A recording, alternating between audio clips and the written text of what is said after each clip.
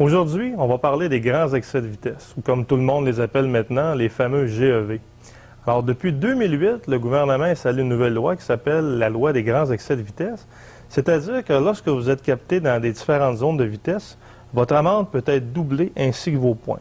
Comme par exemple, si vous roulez à 90 km dans une zone de 50, ou 120 dans une zone de 70, ou 160 dans une zone de 100, si vous vous faites intercepter par un policier, votre amende sera à ce moment-là doublée ainsi que vos points d'inaptitude.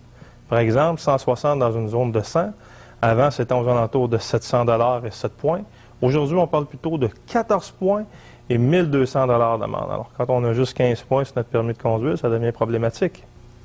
Comme par exemple, auprès de la SAC, même si on récupère nos points au bout de 2 ans, sachez que les grands excès de vitesse vont demeurer 10 ans inscrits à votre dossier de conduite.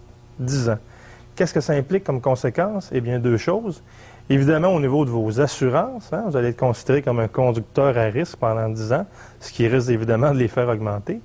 Mais l'autre chose très importante, si jamais vous êtes capté pour un autre grand excès de vitesse, à l'intérieur de la période de 10 ans, vous allez redoubler cette amende. Donc, si vous avez eu une première fois un 14 points à 1200 $ d'amende, la prochaine fois, c'est 28 points et 2400 $ d'amende.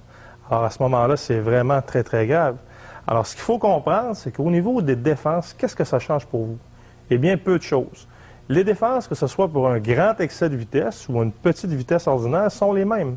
Les mêmes points à défendre et les mêmes arguments avancés. Ce qui change, ce sont les conséquences pour vous, pour la personne qui a été captée avec le grand excès de vitesse. Alors, à la semaine prochaine et soyez prudents. N'hésitez pas à contacter l'équipe de Québec Ticket. Nous sommes là pour vous aider à contester vos contraventions.